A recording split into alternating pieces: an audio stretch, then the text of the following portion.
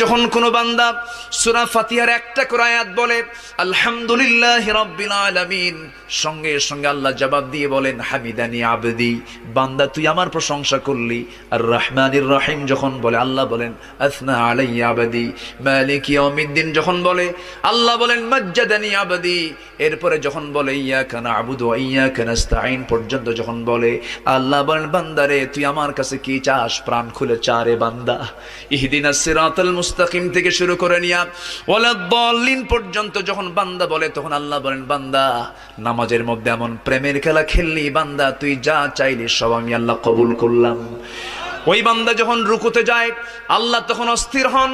ওই বান্দা যখন সিজদায় যাওয়ার জন্য প্রস্তুতি নাই, সমস্ত ফেরেশতাকে ডাক দিয়ে বলেন ও ফেরেশতারা, এই বান্দাগুলো আমাকে দেখলো না, রাসূলকে দেখলো না, কোরআনকে দেখে হাদিসকে বিশ্বাস করে আমাকে খুশি করার জন্য তার সবচেয়ে সম্মানজনক